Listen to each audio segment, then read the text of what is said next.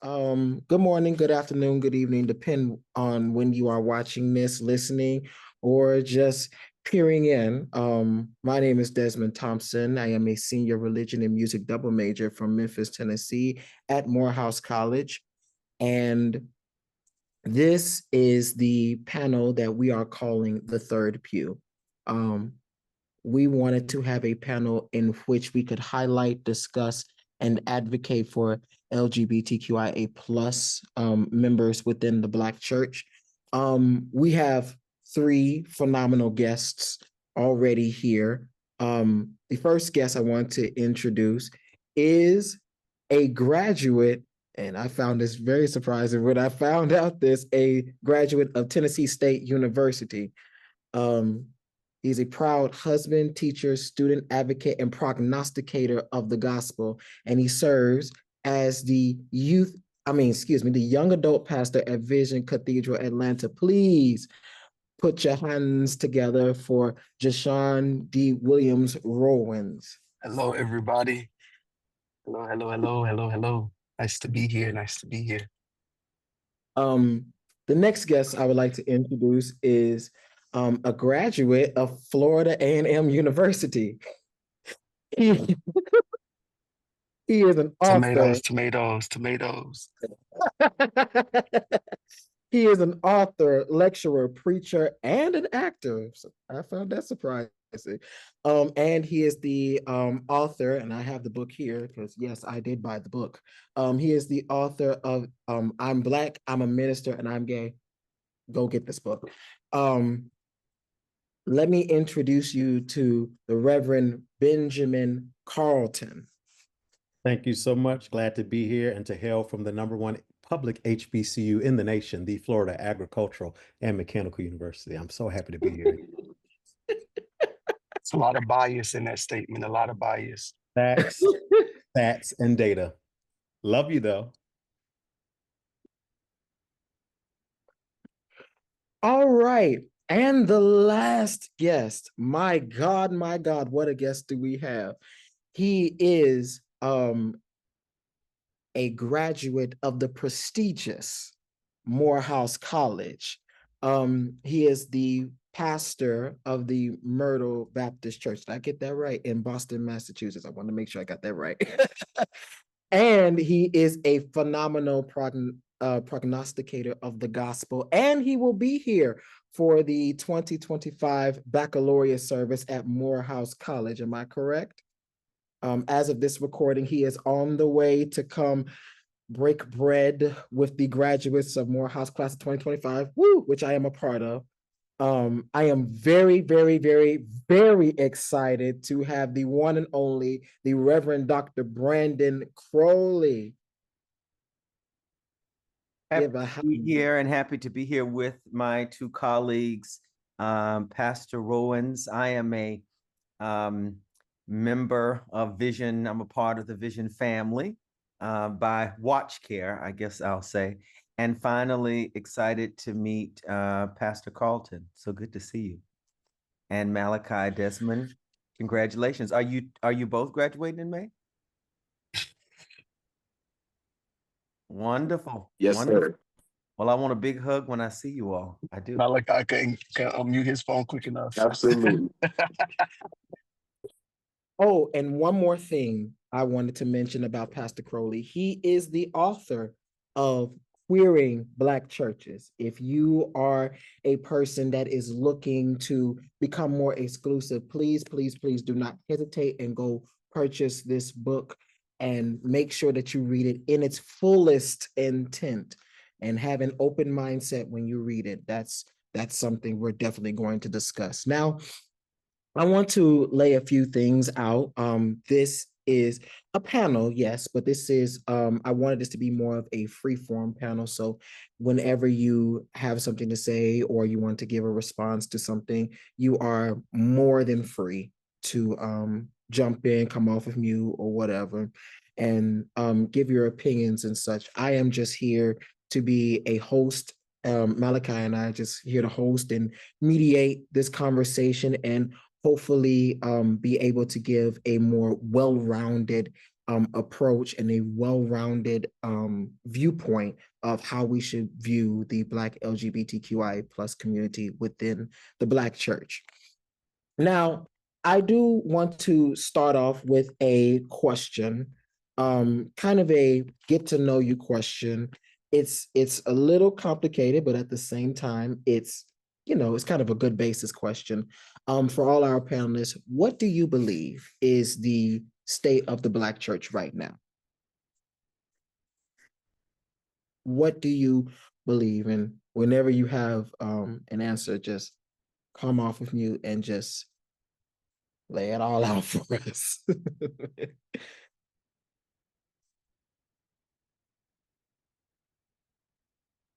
That's a heavy question, because the Black church is not monolithic. But I believe the Black church is being challenged, and is hitting a growth spurt where we're going to lose some things, but also gain some things. I believe, the Black church has lost its influence and power that it once had, in our politics and our culture.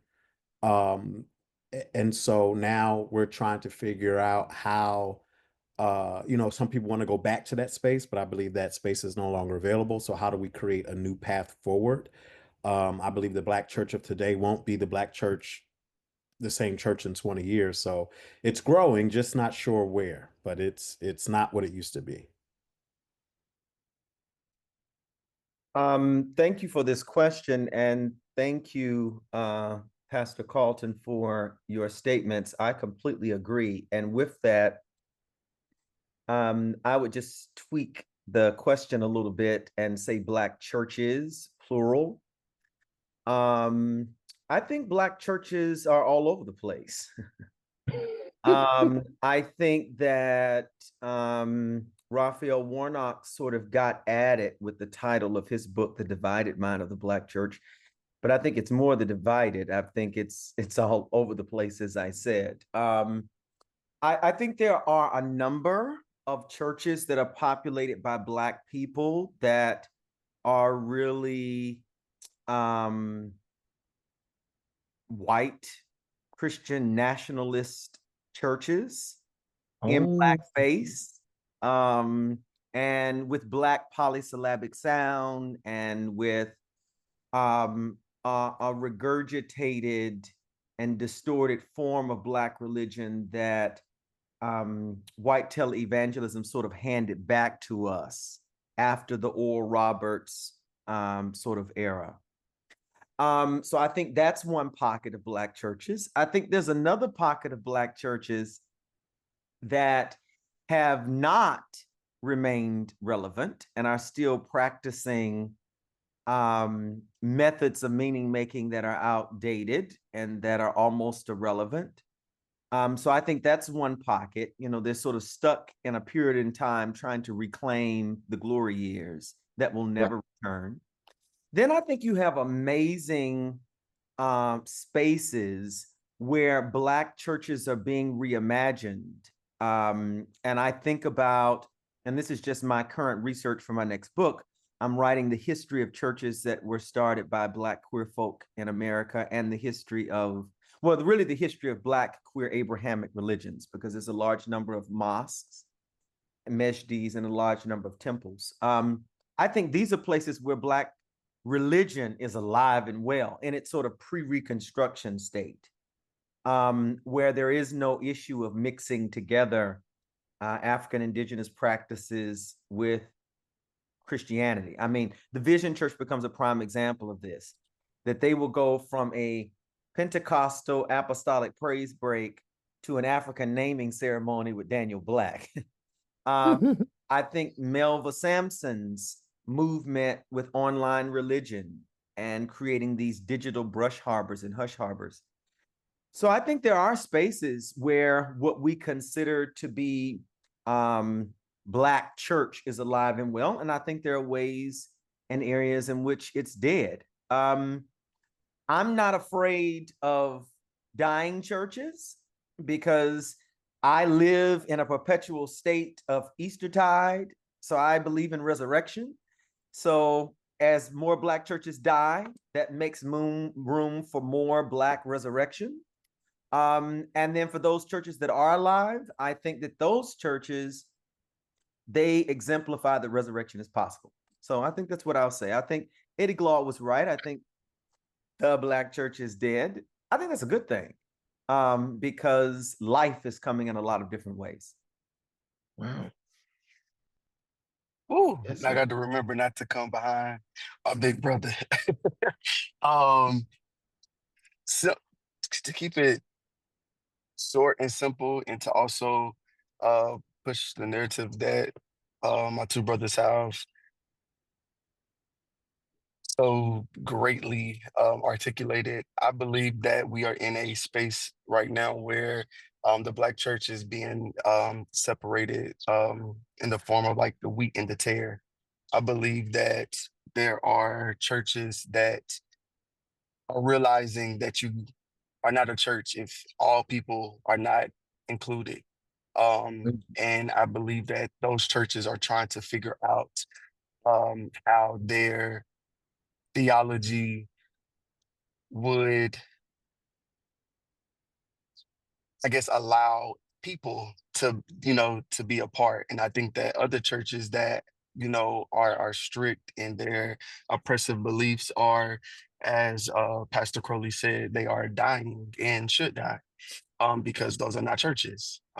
If anyone cannot come to your church, that is not a church. That is a social club. That is a fraternity or a sorority, and we have Mm, that wow. we have spaces for those. But I believe that even in Atlanta, you see um, churches that are exploring what queerness and religious spaces what that looks like, and how they and easily are trying to easily I guess allow agency for queer people to make dwelling in those spaces. The only thing that and maybe this is going a little forward, but the only thing that I would say kind of concerns me is that a lot of queer people are leaving the spaces that were built for them to go to what they feel like is the next best thing.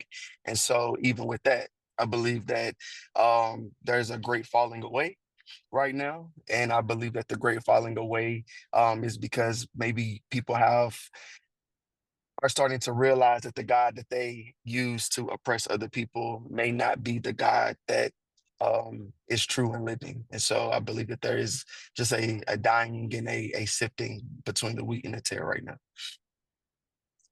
Now, I wanted to hit back on something Dr. Crowley said and go back to this idea that some churches are white Christian nationalism with blackface.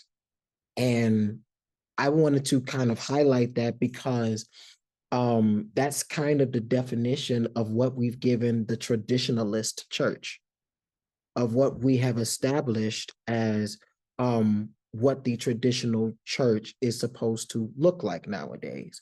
Where, and I was saying this when I was a part of a discussion session, that the church, which was supposed to be a place of outcry, a place of for the voice of the voiceless, has now become the status quo, has now become the representation of how everybody else is supposed to view the church. It's supposed to be like a how do I describe it? A viewpoint of, well, this is how we're going to look from the outside perspective looking in.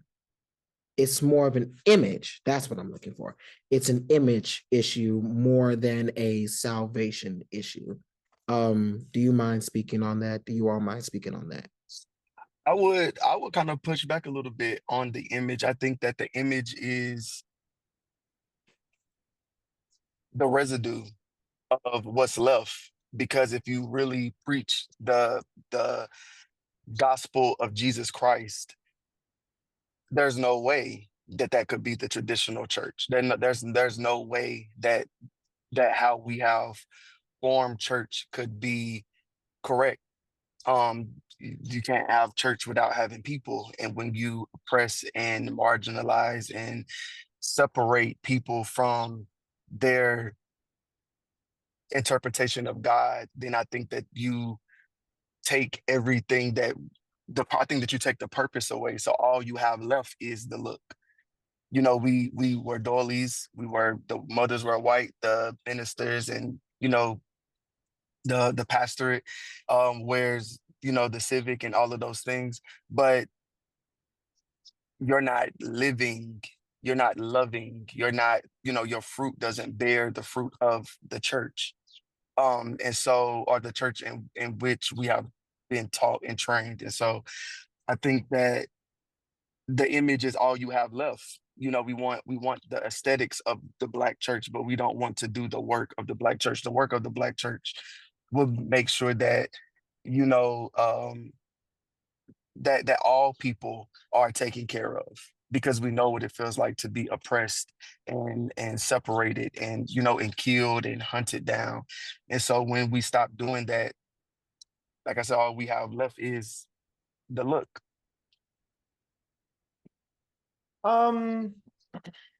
So this is an interesting question.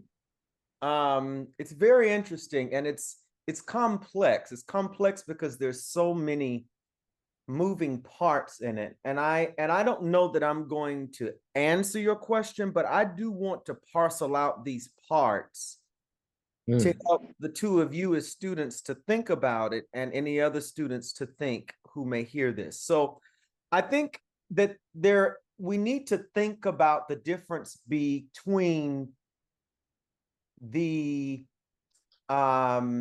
image or the ideal of what the church is supposed to be and the reality of what churches are, or what the church universal, lowercase Catholic to include Protestant, universal is. Right. So I think that's one thing that needs to be said, because I think there is this ideal that the church is supposed to be this place for all people. But I think there is also this reality that we have to keep in balance, that the Black church, if we just want to use that phrase going forward, because I think it can be hard to keep saying Black churches for people. But this concept that the Black church has always, or was originally in some way, this space where there was no bad or where there was no evil. And so I think we need to parcel that out for a bit. Okay. So let's just deal with the Black church itself. I think we have to talk very distinctly about the pre-Reconstruction Black church and the post-Reconstruction Black church. The pre-Reconstruction Black church prior to the Civil War did not exist under the gaze of whiteness. People worshiping in brush harbors away from the eye light of the master, because there was this fear that if enslaved Africans assembled themselves, that they might stage a revolt, much like with Nat Turner. And so Black churches there were these interesting amalgamations of Islamic tradition, puritanical Christianity, African indigenous traditions.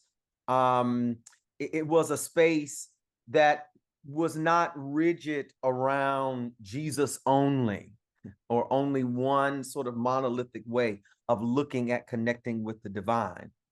Then you fast forward to post-failed reconstructions after the Civil War, and Black churches are now operating under the white gaze. And the politics of respectability, one of my members, Evelyn Brooks Higginbotham, came up with that phrase. She's a religious historian. The politics of respectability sort of seep in. And so now Black churches are adopting aspects of whiteness as a sort of quest for civility, to prove to white people, well, we're just as civil as you. I'm thinking about like Bishop Payne in the AME church, who tries to stop the Black women from shouting, and they're shouting so bad when he goes in there to stop them, they beat this man and he come out bloody. And he says, I can't stop these women from doing all this African stuff. So I think I think we have to take all of that into consideration because there were a lot of Black churches that started after Reconstruction. Dare I say, the majority of the Black churches that we sort of the rootage of what Black church is started post-Reconstruction, because Henry Mitchell reveals to us we have a hard time sort of tracing a lot of those pre-Reconstruction Black churches because they were actually on plantations. So fast forward, then move to the Civil Rights Movement. Now, one of the things I hate is that everybody that lived during that time now want to act like they marched with Dr. King. My own city is a prime example of this. Rome, Georgia ran Martin King out of the city because they said white folk treat us good around here. Martin Luther King Jr. was put out of the National Baptist Convention by J.X. Jackson. The Progressive Baptist Convention started because what we consider to be the bastion of the Black church, the National Baptist Convention, was Republican and conservative as hell. Still are. Don't like women, don't like queer folk. But this is, and just as recent as this year, the president of the Baptist Convention invited the president of the Southern Baptist Convention on the convention floor in front of all these Black people. And he said, you know, we got to get past, this is what the Black president said, we got to get past all of this discussion around slavery so that we can get to work on what's really the matter, the transgender bathrooms and the yada, yada, yada. So I think one of the things we have to take into consideration is that a lot of our churches were born and shapen in iniquity. Wow. I think we have to just grasp that and realize that their demise is actually a part of the move of God. Mm-hmm. And dare I say that many of them have never practiced Black religion. When James Cole wrote Black Liberation Theology, I'll even admit, when I read it, I was like, well, what Black church is he talking about? Because the majority of the Black churches that I know don't recognize his theology. My church is a bastion of liberality in the Black Baptist tradition. When I introduced them to James Cone, they was like, well, I never thought about the Black church like this. He was writing in response to Bart to a white community trying to defend Black Christianity in the face of whiteness. But Charles Long even told him, this whole project is flawed because it needs to be more rooted in African cosmology than white Christianity. So I think there are some ways in which I'm trying to trivialize the conversation to say, I don't think this history of the Black churches is crystal clear as we like to claim. I don't think there's a lot of Black churches that practice Black religion. I think it's a lot of Black people congregating as Black churches. I really love that, the demise of the Black churches of God. Oh, that's powerful and beautiful. And what I will just add is that church effectively was not who we were. We were given church. And so the question whether we today want to put this image out that aligns with whiteness, that was the start and the foundation of the Black church. We weren't allowed to worship with the whites, so we created our own space and mimicked what they did and just added our own flavor, our culture, our rhythm, our roots, all that. But we started trying to be them. And so we didn't morph into that. We're just continuing on in the root of what that was, if that makes sense. And so watching Rebirth of a Nation really helped me understand that. And I left the theater. I couldn't talk for the rest of the day. I'm guilty of being a pawn and being used to promote whiteness and white supremacy through the gospel, and promoting that homosexuality is wrong, and promoting, you know, all the things that they did. I was a pawn. I was taking what they taught me and then preaching it and teaching the community. And it was a scene in the movie where the slaves were singing about Jacob's ladder, and my heart hurt. I said, that's not our song. We don't know nothing about no Jacob's ladder. They taught us all these things. And so from the beginning, we were rooted in creating spaces that were like white, and we haven't changed yet. Can I add, I want to add to what my brother's saying. and I think this is true, and I think a lot of ways what I sort of said sort of set up leaning towards this. I think that not a but an and I know I said but twice there, but I hope y'all get what I'm trying to say. So because I do think that there are a couple of things we have to acknowledge. So one is Albert Rabbitoe, who is dead now, former professor of Black religion at Princeton, wrote this book called Canaan Land, and he also wrote another book called Slave Religion. And in this, he actually talks about that there was a religion amongst the enslaved that was different from what we consider to be Black church.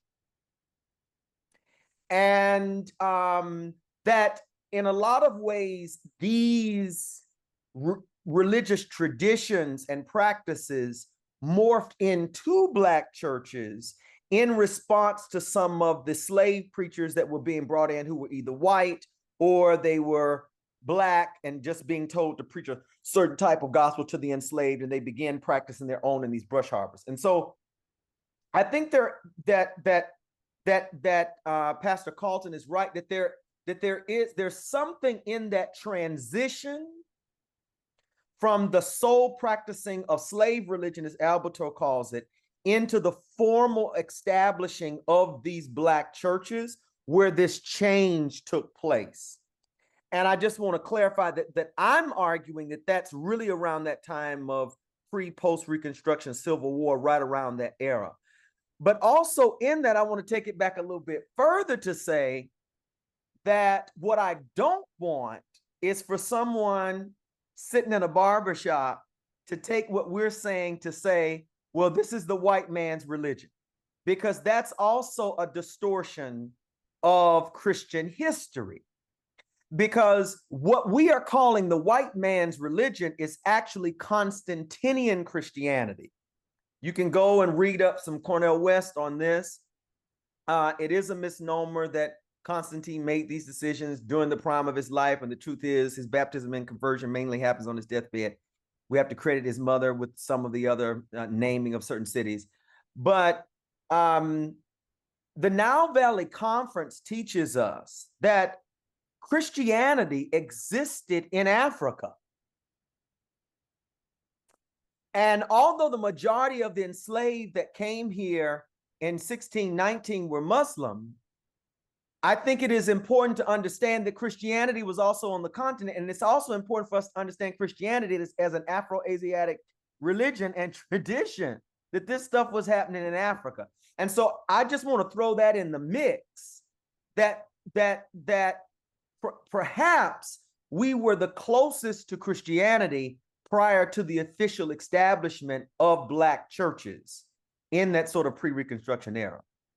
And might I add, I think queering Black churches is really calling it back to that pre-Reconstruction era.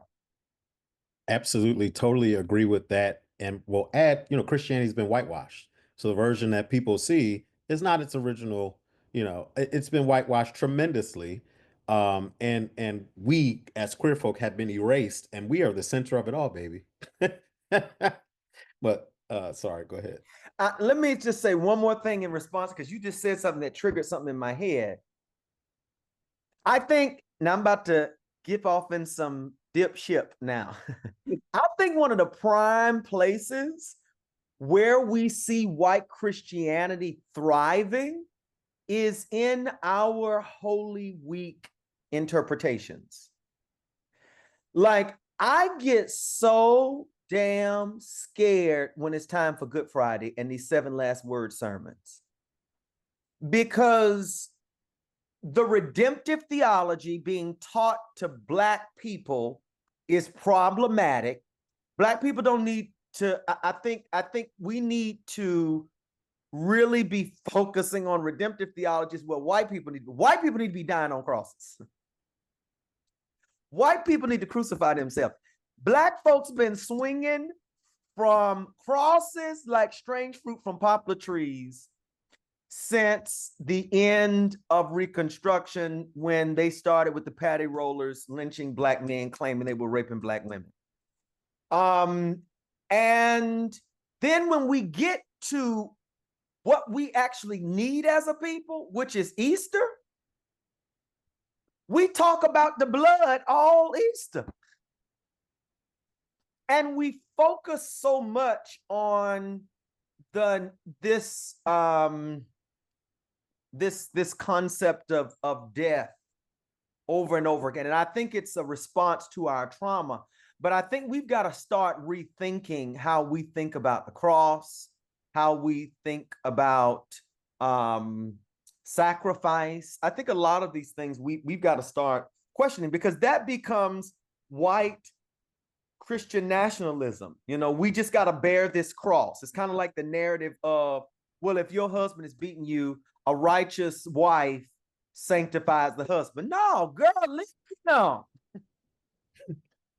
Let me help you beat him back. Like, no, we're not going to do this. This is good conversation. This is everything, just the beginning of how I imagined that it would go. And I do kind of want to push further into the conversation in asking this. Why do you think that the Black church or the Black people of faith struggle with the issue of sexuality in the context of flesh and spirit? And this is getting into the conversation of the Black body. This is getting into, you know, how we look at ourselves. So yeah, let's just expound upon that, if you can.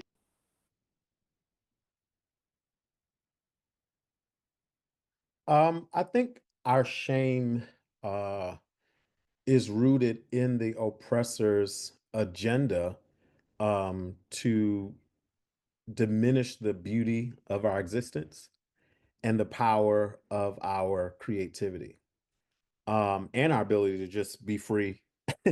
And you know, we weren't covered in clothes and all the things that they needed to be covered with from the historical standpoint, to even now.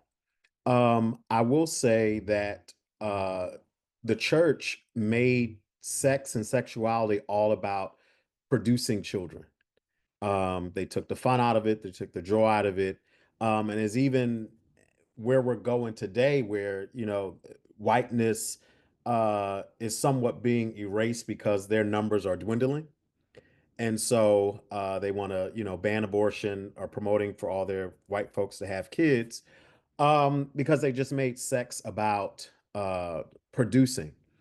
Um, and because it's such a taboo topic, people are afraid to explore what it is, because of all the narrative that has been surrounding it. Um, and so I think that's the primal source. People just don't know, and they're afraid to explore.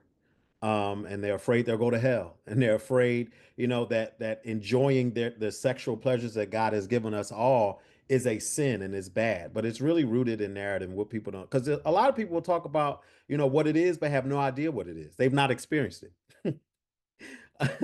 You know, it's really sad, but it's really rooted in the stories that have been told and told again without question. Absolutely. For Pastor Jashaun that just came back in, the question that was raised is, why do you think Black people of faith or the Black church struggles with issues of sexuality in the context of flesh and spirit? Looking at solely conversations around the Black body, how we look at ourselves, or how we take the images that have been portrayed upon us, as Brother Benjamin Carlton just explained or expressed in his answer. We're just expounding upon that right now. Yeah, I don't think that we realize that we have agency over our bodies, that we have the awareness to make decisions for our bodies. I think that some slave theology,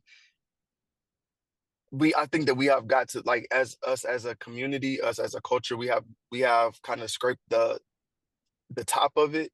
But I think that there's some deeper um oppressive theology that still lingers in our communities. I believe that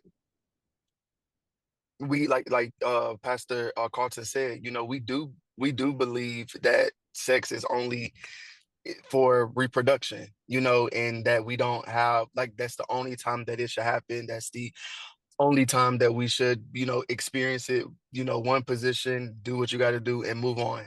Knowing that that's not probably, how the majority of us, have sex. I don't think that we have naturalized our humanity as much as we want to operate in the spirit. I'm newly married and I am enjoying having sex with my husband, and I am unapologetic about it. Praise the Lord.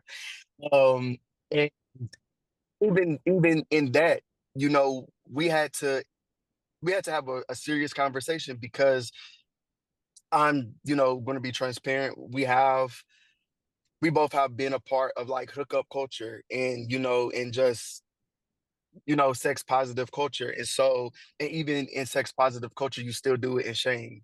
And so a lot of the time where we were being intimate with each other was in shame. And so I noticed, like, we kept cutting the lights off. We kept, you know, hiding from each other. And it's like, we're husbands. Like, we're joined together. Like, this is God put us together. And so we start to explore how to be comfortable in knowing that our sex and sex is natural. It's a natural thing. It's not cliche. It's not weird. You're not weird for having sex. You're not weird for wanting to have sex. You're not weird for, feeling how you feel.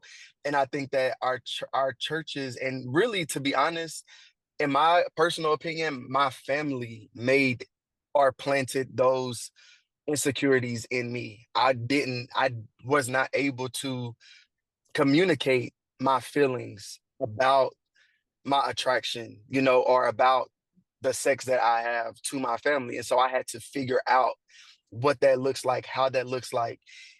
Even being um even being taken advantage of in the church. I didn't know that this is not appropriate, and so the same space that's telling me that this is wrong, that I should not feel that I should not feel this way about these people, or I should not feel this way well, really, until I get married. Like, I'm supposed to get married to a woman, and then all of the feelings are supposed to be regular, normalized.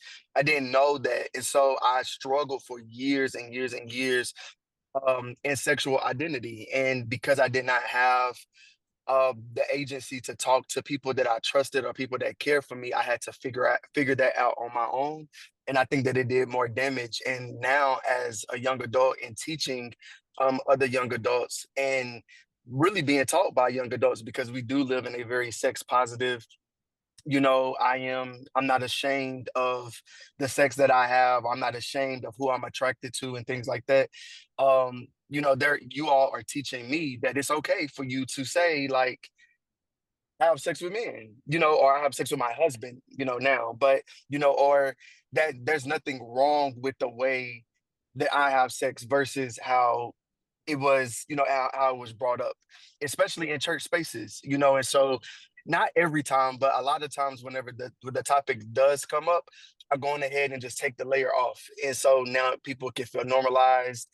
Me and my husband, we try to not hide our emotion or our um I guess, when we see each other, we embrace each other. We're going to kiss in public because it's natural. And if you had a heterosexual pastor, our young adult pastor, he would 9 times out of 10, or she would do that with their spouse. And so why should I have to Mhm. live in shame or live in fear because I'm same gender loving? And so I think that there's just um finding agency over your body, and to be able for you to reconcile that back to your God. Not Pastor Crowley has to reconcile me back to God because of how I have sex, or what sex means to me, or how that shows up in my life.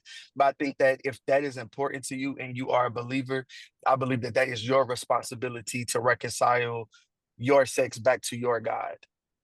Absolutely.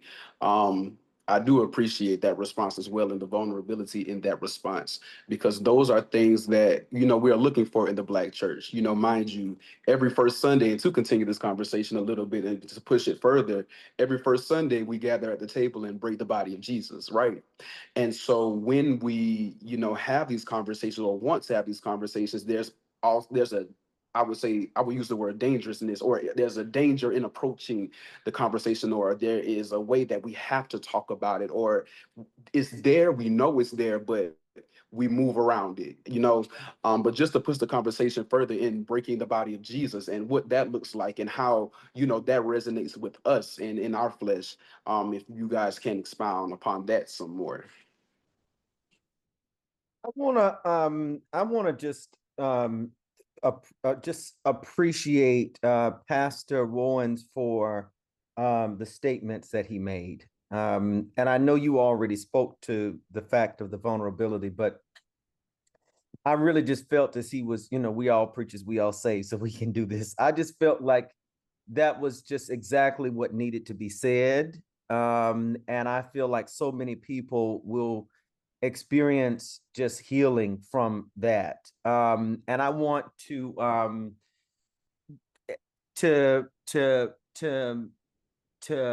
add to what he's saying by just talking just a little bit about, just for a moment, about the question of why Black churches feel the way that they do around sexuality. Because one of the things that I thought was so prophetic is Pastor Jashaun, I think, really helped us to talk about how do we heal from it and what does that process look like. And that's why it was so powerful what he was saying. And I want to step back a bit and also to further empower people in their healing, to help them to know why this is the way it is. And so I think the first thing, and no guilty plug, forgive this, but this is what the first chapter of my book was sort of tracing the history of Black Christian homophobia. And there are two historical moments that I want Black queer folk to know about when they start listening to these critiques from people. The first thing is that the Black fear of same-sex interaction is a response to our enslavement. Patricia Collins, Heal Collins, I always get that mixed up. Somebody out there in the cyber world will Google it and say it right. But she teaches us that you cannot understand Black sexuality without, first of all, understanding our enslavement, because our bodies didn't belong to us. Yes. We were property. And so often when Black males were enslaved males were trying to seek freedom, the way that they would reprimand them when they caught them is to harness them to a sort of horse trough and to sodomize them in front of all of the enslaved on the plantation yard. So what does that teach us? It gives us this mental concept. A lot of people talk about, why is it that when female on female, it's kind of like a thing, but when you talk about the invention of sodomy, using Mark Jordan's term, or when you talk about penetration, it just becomes a bigger thing. Well, when you are constantly watching the sodomizing of males who are trying to seek freedom, what that does to your psyche is it tells you that what is being done to this person is something that is a bad thing. And so anytime you try to take agency over your body, we're going to do this thing to you. And sometimes that was done with a broomstick. Sometimes it was done with the phallus of the foreman. There's some questions around that. Another thing is we have to understand is that there was a lot of rape and molestation going on those plantations. And one of the ways that we know that was the case is by the development of various different shades of Black people. But that proves heterosexual rape. I had a sneaky suspicion that there was something freaky with these white men and these Black slaves. I just, because first of all, lynching itself is a very homoerotic phallic obsessive moment. Anytime they would lynch Black males, they would cut off their genitalia and pass it around in their hands. Why? There's a section in my book, I call it The White Obsession with Big Black Dick. What dick in your hand? Why? And you eating finger sandwiches and grapes, but you want to touch my dick. All right. So then that becomes one interesting moment. And then they would jar it, put it as a relic in the window. This is what's going to happen to you. All right. Black men begin to suppress being seen as sexual beings. Black women as well, because they didn't want to put themselves at risk of being caught up in the matrix of white sexual terrorism. So the sexual suppression of ourselves across the board is in response to slavery, in response to whiteness, in response to our oppression. That's on culture. But let's talk about church. You asked church in particular. A lot of people will think that the birth of homophobic rhetoric in Black churches was because of the Bible, because of what it says in Leviticus, because of what it says about Sodom and Gomorrah, because of what it says in Romans. Man shall not receive in himself that meat which is recompense. Only a bad thing if you don't know what you're doing. That meat ain't recompense. It can be good. Yes, it can. And not just in the confines of marriage. I understand what my brother Jashaun was talking about, but I also want to get us out of this thing that we as gay people are starting to do, and that we are even trying to substantiate our sex by bracketing it in the confines of marriage. Baby, sex is good if you married or if you ain't married. It's good if you married and you got an understanding with your partner that y'all can have other partners. Like, all of this rigid shit got to stop. It's got to stop across the board. This policing of sex, this policing of masturbation. The world would be a much better place if people was getting it in more in a healthy way. In broad daylight. Get it in. Get it in. I had a meeting with the single people in my church. Don't come here talking about some you. Now, if you want to practice abstinence, that's fine. But don't come in with that fornication talk. We don't believe that over here. It's dental dams, it's condoms, it's doxy, it's aptitude, it's PrEP, it's PEP, it's undetectable equals untransmittable. That's what it means. That is the children's bread. So move forward. The history of heteronormativity in Black churches is because the first sermon ever preached by a Black preacher against queer folk was done in 1911 by Adam Clayton Powell in the pulpit of the Abyssinian Baptist Church. This is why it happened. It happened because during the Great Migration, Black people were moving up in droves to Harlem. They didn't have nightlife. They didn't have clubs. So the queer community would have what was called rent parties. They'd push back their furniture. The drag kings would put on these fabulous events. The drag queens would put on these fabulous events. And the white housewives started writing op-eds in the local newspaper saying, all these sexual beasts are coming up from down south, the men dressing like women, the women dressing like men. They are going to rape and molest our children. So Adam Clayton Powell and the other upper middle class Black leaders of that time said, we got to stop these parties. And the way to do it is to launch a campaign against these homosexuals that are having these parties with all this drinking. And so he got in the pulpit and he launched the very first campaign against homosexuals from a Black pulpit ever in Black church history in 1911. And it was not because he had an allegiance to biblical literalism, but it was because he wanted Black people to appear civil to white folks.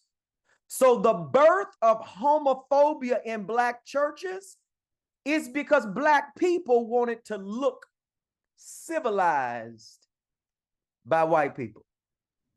So none of the history of homophobia in our Black religious context is rooted in religion until we start utilizing religion to substantiate our social climbing causes.